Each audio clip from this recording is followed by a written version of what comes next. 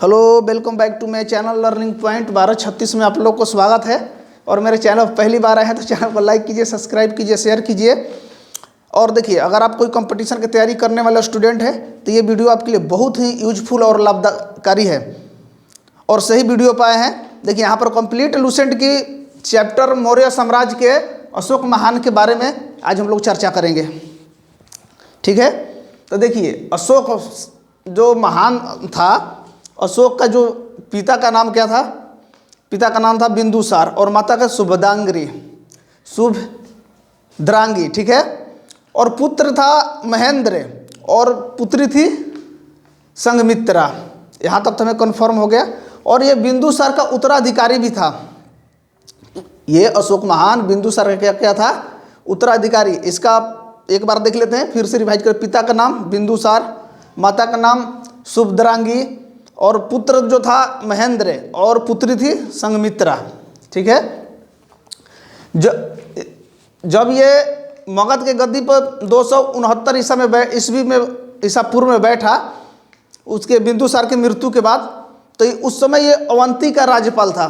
बैठने से पहले अवंती का राज्यपाल था। तो ये जब गद्दी पर बैठा तो ये बौद्ध धर्म को मानने वाला था। तो इन्होंने बौद्ध धर्म के अनुसार ही ये गद्दी पर बैठा और इन्होंने बौद्ध धर्म की शिक्षा, बौद्ध धर्म की भिक्षुक एक था, उसका नाम था उपगुप्त। उपगुप्त से इसने बौद्ध धर्म की शिक्षा लिया। शिक्षा लेने के बाद ये गद्दी पर बैठा जब मगध की गद्दी पे, तो इसने क्या किया? आजीविकों के लिए इसने 4 गुफाएं का निर्माण करवाया। 4 गुफा का निर्माण करवाया। उसका नाम क्या था? कर्ज, चौपार, सुदामा और विश्व झोपड़ी का इसने 4 गुफाओं, आजीविकों कराने के लिए 4 गुफाओं का निर्माण करवाया। और इसका जो पौत्र था ना, आजीविकों के लिए नागार्जुन जो गुफा था उसको दान में दे दिया था। ठीक है, इसने क्या किया? देखिए, तो आगे आप देखिए, इसे अशोक को मौस्की एवं गुर्जर अभिलेख में अशोक ही नाम मिलता है। और पुराणों में अशोक वर्धन, पुराणों में अशोक वर्धन। यह क्या किया कि गद्दी पर बैठते ही 261 ईसा में कलिंग पे युद्ध कर आक्रमण कर दिया। और आक्रमण करते ही वहाँ की राजधानी तोसली को क्या किया कि आपस में मिला लिया अशोक ने। ठीक है, आगे आते देखिए, प्लिनी के अनुसार मिस्र के जो राजा था फिलाडेल्फिया, या उसे टोलमी टू भी कह सकते हैं, टोलमी द्वितीय, उसने अपना राजदूत डियानिसियस को उसने अशोक के दरबार में भेजा। ठीक है, अशोक के दरबार में भेजा था कि जाओ वहाँ की शिक्षा ग्रहण करो और देखो वहाँ के मतलब कल्चर कैसा है। वो सारे चीज़ कल्चर को ऑब्जर्व करके यहाँ पर मतलब अपने पास जानकारी के लिए। तो ये यहाँ तक तो हम लोग समझ गए। और देखिए, भारत में शिलालेखों का प्रचलन सर्वप्रथम अशोक ने ही करवाया था। ये बहुत इंपॉर्टेंट क्वेश्चन है कि भारत में शिलालेखों का प्रचलन किसने करवाया था? तो अशोक ने ही करवाया था। और देखिए, अशोक के शिलालेखों की जो लिपि थी ना, 4 भाषा में थी। 4 भाषा में थी लिपि। कौन कौन? ब्राही, खरोष्टी, ग्रीक एवं अरमाइकी। ये 4 भाषाओं में शिलालेख था। तो जो ब्राही लिपि जो थी शेष भारत में चलता था, बचा हुआ। ठीक है, और खरोष्टी थी उत्तरी पश्चिमी पाकिस्तान से, इसने मंगवाया था। ग्रीक एवं अरमाइकी जो अभिलेख था ना, इन अभिलेखों को अफगानिस्तान से मंगवाया था। इन अभिलेखों को जो खोज करता था ना, पादरी पैंथर, इसने कब किया? 1750 ईसा पूर्व में अभिलेखों को खोज किया जिसने, शिलालेखों को वो पादरी पैंथलर था जिसने 1750 ईस्वी में इसकी खोज किया। और इसकी संख्या थी 14। इसकी संख्या थी 14। और इसे पढ़ने में सफलतापूर्वक जो इंसान प्राप्त हुआ ना, वो था जेम्स पिरसेफ। कितने पढ़ा भाई? यानी 100 वर्षों बाद, मान लो लगभग 100 वर्षों नहीं कहेंगे, यहाँ से 13 वर्ष निकाल लेंगे मान लीजिए, तो 87 वर्षों बाद जेम्स पिरसेफ ने 1837 ईस्वी में ईसा पूर्व में पढ़ा। पढ़ने में सफलता, क्योंकि वो भाषा में ग्रीक था, अरमाइका था और खरोष्टी एवं ब्राही लिपि का प्रयोग किया गया था। तो इसलिए किसी को समझ में नहीं आ रहा था। तो इसलिए जेम्स पिरसेफ ने चारों भाषा को समझकर 1837 ईस्वी में इनको पढ़ा। देखिए अशोक के स्तंभ लेखों की जो संख्या है ना वो 7 है, और वो 7 ब्राह्मी लिपि में लिखी गई है।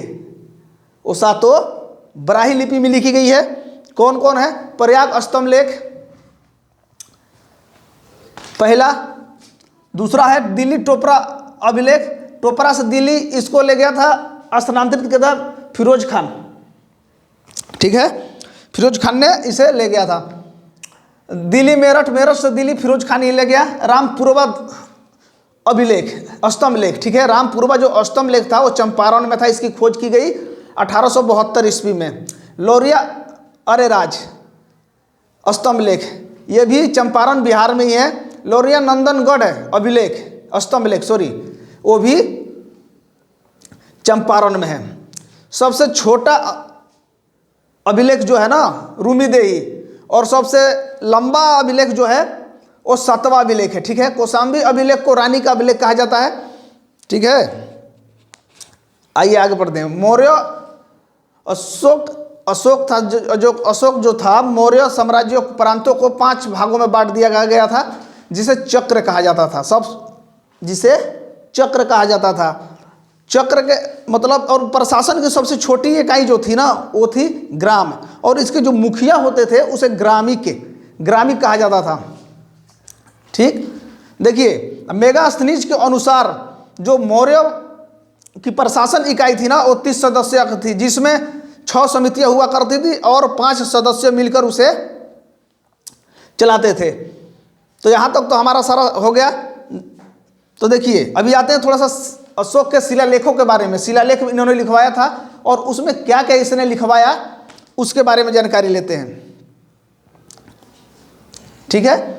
तो आगे बढ़ते हैं। देखिए पहला जो शिलालेख था इसमें अशोक ने पशु बलि की निंदा की है कि यानी पशुओं को हत्या नहीं कर सकते हैं, पशुओं को पूजा जाने वाला जानवर अनबोलता जानवर है, इसलिए उसको मारना नहीं है। दूसरा में क्या है, मनुष्य एवं पशुओं के बीच की चिकित्सा को दर्शाया है। इसमें लिखा है मनुष्य और जैसे मान लीजिए पशु बीमार पड़ जाते हो तो इंसान उसे यानी मनुष्य उसे दवा करके ठीक करता होगा या सेवा करता होगा, उस चिकित्सा को बताया है। तीसरा जो है ना, हर 5वें वर्ष धार्मिक शिलालेख का उल्लेख करना है।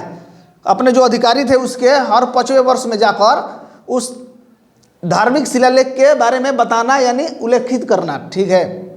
चौथे में भेरी घोष की जगह धर्म घोष का वर्णन मिलता है, और 5वें में धर्म महापात्रों की नियुक्ति करना 5वें शिलालेख में, ठीक है। और 6वां शिलालेख में जो है ना आत्मनियंत्रण का शिक्षा दी गई है, आत्मनियंत्रण। और 7वां और 8वां में तीर्थ यात्राओं का उल्लेख मिलता है।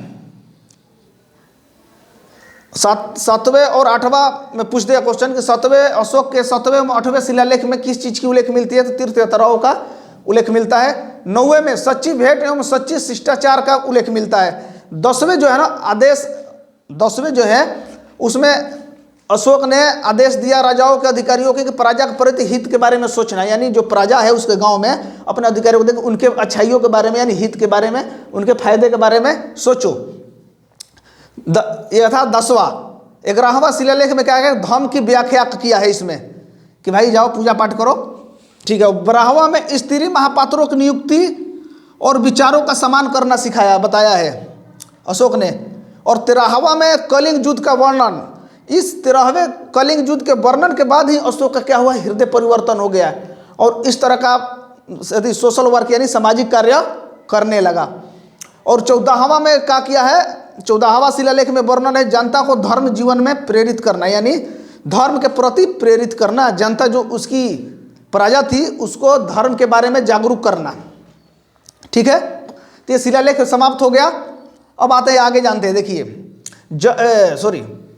जस्टिन के अनुसार जो था ना चंद्रगुप्त मौर्य की जो सेना थी मौर्य साम्राज्य की, जस्टिन एक था राइटर जिसने लिखा है कि चंद्रगुप्त मौर्य ने के जो सेना की संख्या थी 50,000 अश्वरोही घोड़े वाले जो घोड़े पर बैठ के युद्ध लड़ने जाते थे वो सैनिक थे। उसके बाद 9,000 हाथियों वाली सैनिक थी जिसमें हाथियों के साथ युद्ध करने जाते थे, और 8,000 जो था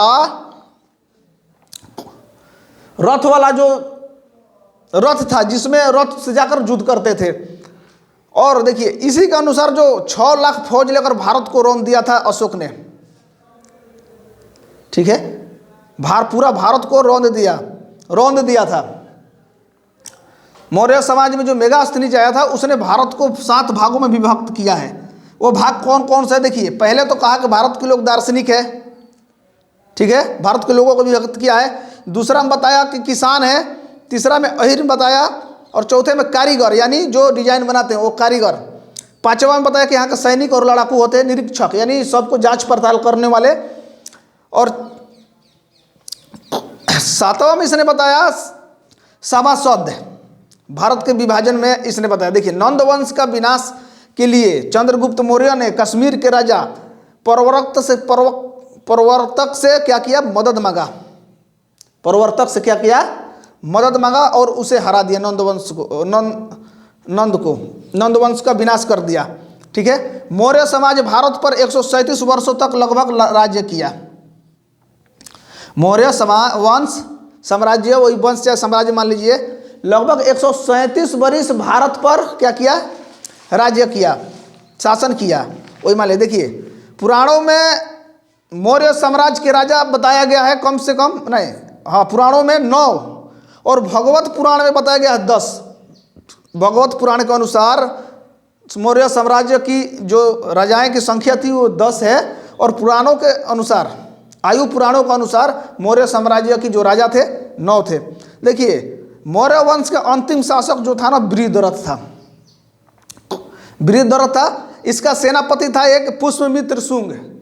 उसने क्या किया कि 185 ईसा पूर्व में क्या कर दिया कि भाई उसको हत्या कर दिया, बृहद्रथ को। मौर्य वंश का अंतिम राजा जो शासक बृहद्रथ था, इसकी एक सेनापति था पुष्यमित्र शुंग। पुष्यमित्र शुंग क्या किया कि इसकी 185 ईसा में बृहद्रथ की हत्या करके मगध पर नए वंश का स्थापना किया, यानी शुंग वंश की स्थापना की।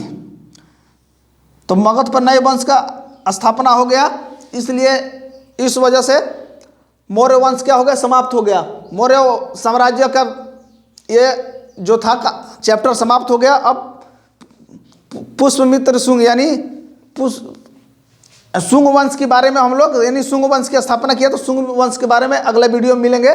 और लास्ट तक वीडियो वॉच अगर करने के लिए थैंक यू सो मच। और वीडियो अच्छा लगा हो तो वीडियो को एक लाइक ज़रूर बनता है, लाइक ज़रूर कीजिए। Thank you so much.